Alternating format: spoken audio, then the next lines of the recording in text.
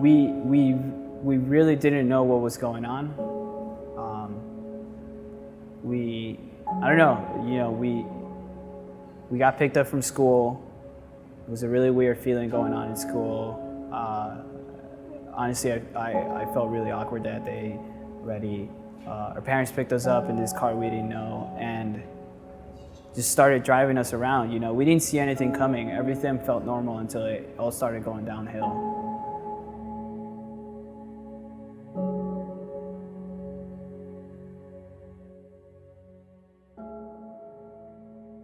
My name is Adrian Manzano, and I was a journalist back then in New York City.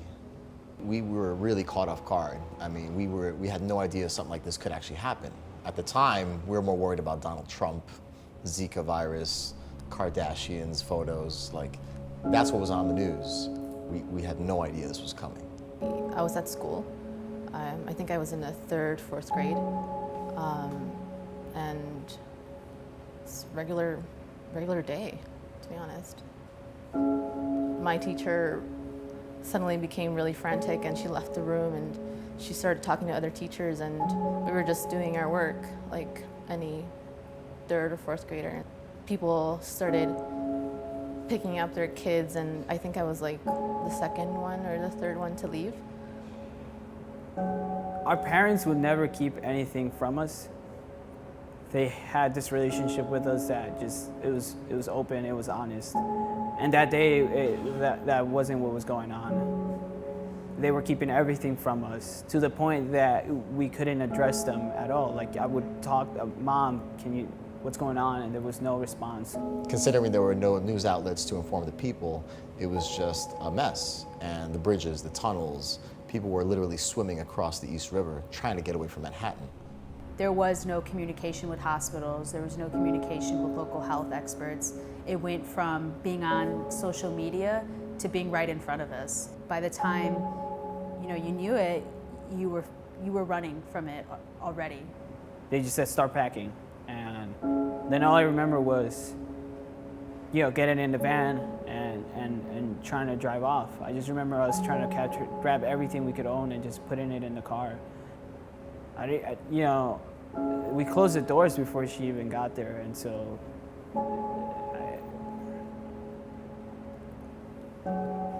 I was just asking for my mom. I didn't know where she was. I didn't know what was going on. My neighbors were really, really in a rush. We were like, we gotta go back home, we gotta go somewhere.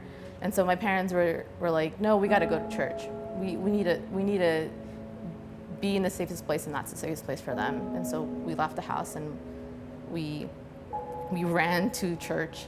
I remember I think it was the priest who locked the doors, and we didn't want anyone else to come in, and some people were arguing to open the doors and to let people in, and people were screaming for help and for just some way to let them into the church. Dios nos ayuda and cosas así, it was just really, really chaotic, and it was really horrible.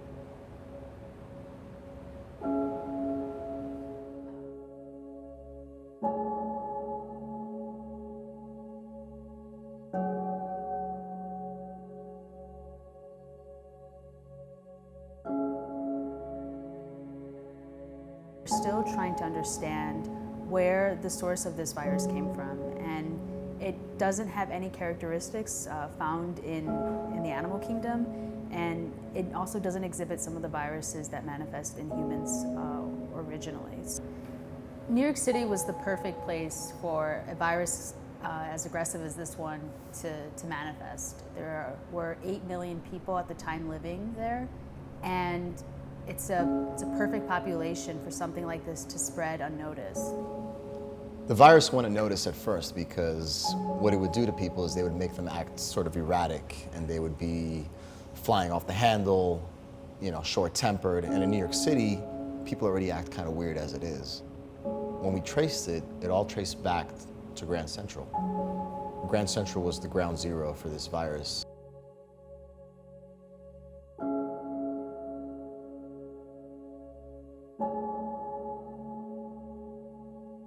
this? Like, dog, this girl is shivering. She looks cold. She's rocking back and forth. It's crazy. She can hear you. Dog, you're being so fucking annoying. What? This is New York. There's no law against being annoying. God damn it.